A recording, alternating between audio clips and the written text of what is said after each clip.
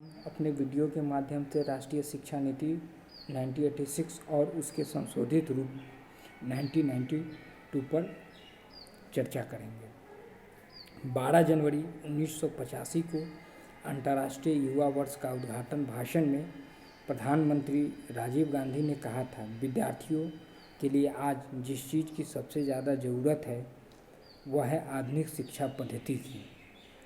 एक ऐसी शिक्षा पद्धति की जो भारत की नई आर्थिक नीति में पूर्णतः सफल साबित हो। 25 मई 1986 को नई शिक्षा नीति से संबंधित प्रथम ड्राफ्ट संसद में रखा गया। प्रधानमंत्री के चिंतन के संबंध में 20 अगस्त 1985 दिन मंगलवार को संसद में नई शिक्षा नीति से संबंधित 117 पृष्ठों का एक दस्तावेज शिक्षा मंत्रालय द्वारा प्रस्तुत किया गया। उस दस्तावेज में 4 अध्याय एवं 307 अनुच्छेद थे। राष्ट्रीय शिक्षा नीति में शिक्षा नीति 1968 को पुनः अवलोकित किया गया। भारतीय भाषाओं के विद्यालयों की सुविधाएं बढ़ाकर उनको आकर्षक युक्त बनाने की अत्यंत आवश्यकता है। मानव संसाधन विकास मंत्रालय द्वारा इन नवीन राष्ट्रीय शिक्षा नीति को सुचारू ढंग से लागू करने के लिए एक कार्यान्वयन कार्यक्रम प्रोग्राम ऑफ एक्शन भी तैयार किया गया, जो इस प्रकार है, जिनमें पहला आता है शिक्षा के उद्देश्य। शिक्षा बहुमुखी विकास के लिए आधार है। यह राष्ट्रीय आत्मनिर्भरता की अंतिम गारंटी है। शिक्षा का एक कार्यक्रम संस्कृति संक्रमण है। शिक्षा के माध्यम से ही मानव शक्ति विकसित होती है। इनमें दूसरा है शिक्षा की राष्ट्रीय प्रणाली। शिक्षा की राष्ट्रीय प्रणाली से हमारा आशय है कि एक निश्चित स्तर तक छात्रों के धर्म, जाति, पंथ, मत आदि के भेदभाव के बिना गुणवत्ता वाली शिक्षा तक पहुँच हो। तीसरा है समानता के लिए शिक्षा। नई शिक्षा नीति के माध्यम से शिक्षा में व्याप्त असमानताओं को दूर करने तथा शैक्षिक अवसरों की समानता पर विशेष ध्यान दिया जाएगा। स्त्री शिक्षा तथा प्रारंभिक शिक्षा को प्राथमिकता दी जाएगी। शिक्षा के माध्यम से अनुसूचित जातियों को अन्य जातियों के समान लाया जाएगा। शैक्षिक दृष्टि से पिछड़े सभी लोगों को विशेषकर ग्रामीण क्षेत्रों में प्रोत्साहन प्रदान किया जाएगा। इसी परिप्रेक्ष्य में शैक्षिक दृष्टि से पिछड़े अल्पसंख्यकों पर भी विशेष ध्यान दिया जाएगा। चौथा आता है विभिन्न शैक्षिक स्तरों का पुनर्गठन, जिनमें पहला आता है पूर्व बाल्यकाल देखभाल और शिक्षा। छात्र को स्वस्थ सामाजिक, मानसिक, शारीरिक, नैतिक तथा संवेदनात्मक रूप से विकसित करने हेतु पूर्व बाल्यकाल में देखभाल एवं शिक्षा को विशेष रूप में प्राथमिकता दी जाएगी तथा इस कार्यक्रम को एकीकृत बाल सेवा कार्यक्रम के साथ संगठित करने का प्रयास किया जाएगा। इनमें दूसरा आता है प्रारंभिक शिक्षा। बालकों के संपूर्ण विकास को दृष्टिगत रखते हुए इस स्तर पर बाल केंद्रित व क्रिया आधारित अधिगम प्रक्रिया पर बल प्रदान किया जाएगा। प्राथमिक विद्यालयों में मूलभूत आवश्यकताओं जैसे 2 बड़े कमरे, आवश्यक खिलौने, मानचित्र, चार्ट, अन्य सामग्री आदि उपलब्ध कराई जाए। ऑपरेशन ब्लैक बोर्ड को अधिक व्यवस्थित ढंग से संचालित करने का प्रयास किया जाएगा।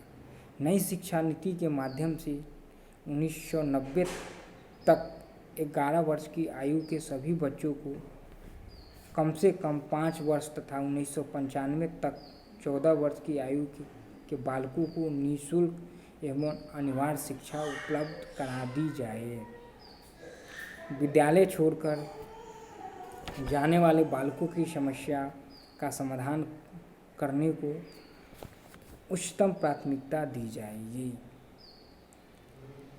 नेक्स्ट है शिक्षक प्रक्रिया का अभिनवीकरण।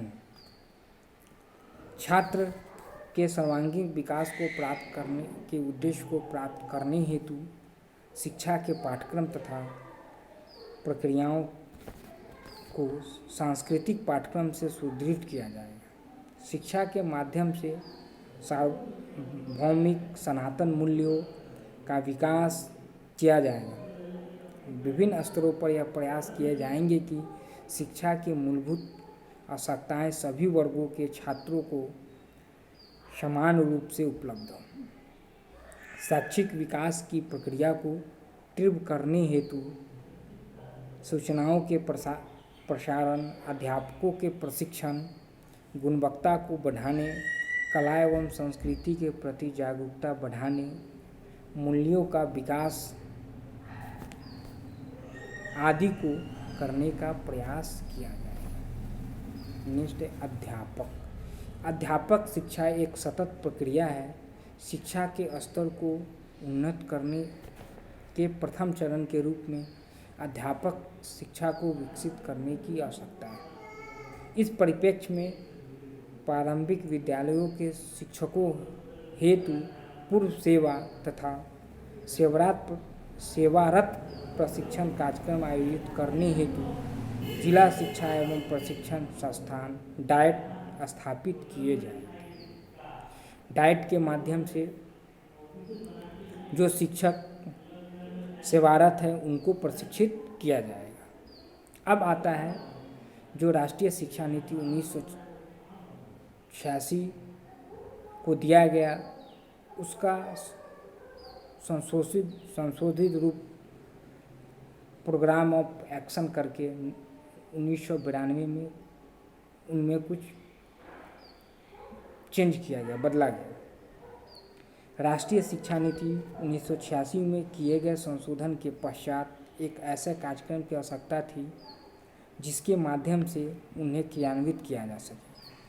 इस कार्यक्रम को एक निश्चित स्वरूप देने हेतु अनेक स्टीयरिंग समितियां का गठन किया गया, जिन्होंने अपने अपने विषय के स्वरूप देने हेतु क्रियान्वयन योजना तैयार की, जिसके आधार पर भारत सरकार ने 1992 में संशोधित क्रियान्वयन कार्यक्रम POA तैयार किया। इस POA में शिक्षा संबंधित विभिन्न नीतियाँ, शैक्षिक कार्यक्रम व योजनाएं नियोजित की गई। प्रारंभिक शिक्षा से संबंधित अनेक प्रावधान प्रस्तुत किए गए, जो इस प्रकार, जिनमें पहला है पूर्व बालकाल देखभाल तथा शिक्षा। छोटे बच्चों से संबंधित समस्त कार्यक्रमों तथा योजनाओं को एकीकृत रूप प्रदान करने हेतु सुधारा जाएगा। ECCE कार्यक्रम से जुड़े अध्यापक के प्रशिक्षण तथा शैक्षिक आवश्यकताओं की पूर्ति पर विशेष बल दिया जाएगा। बालवाड़ियों को उन्नत कर उन्हें बाल विकास के समस्त केंद्रों के रूप में परिवर्तित किया जाएगा। अभिभावकों तथा समाज को ECCE के महत्व व आवश्यकता से परिचित कराया जाएगा। दूसरा है प्रारंभिक शिक्षा। PO के माध्यम से 14 वर्ष की आयु तक के समस्त बच्चों को अनिवार्य एवं निःशुल्क प्राथमिक शिक्षा प्रदान किए जाने के संबंध में निम्नलिखित बातों पर जोर दिया गया, जिनमें पहला है शिक्षा से वंचित सामाजिक वर्गों, लड़कियों तथा कार्यरत बालिकाओं हेतु समग्र अभिगमन व्यवस्था को लागू करना। दूसरा है प्रारंभिक शिक्षा के सार्वभौमिकरण हेतु अधिगम के आवश्यक स्तरों की प्राप्ति, ऑपरेशन ब्लैक बोर्ड आदि के समान ही राष्ट्रीय अभियानों को प्रारंभ किया जाएगा। विद्यालयों तथा शिक्षकों को समाज तथा अभिभावकों के प्रति उत्तरदायी बनाने जाने पर जोर दिया जाएगा। तो ये जो था हमारा 1992 POA जो जो सुधार किया गया था 1900 राष्ट्रीय शिक्षा नीति 1986 में जो आई थी, उसके संशोधित रूप PO में जो किया गया था वो हमने आपको बता दिया। फिर अगले वीडियो के माध्यम से नेक्स्ट टॉपिक पर चर्चाएं की जाएगी।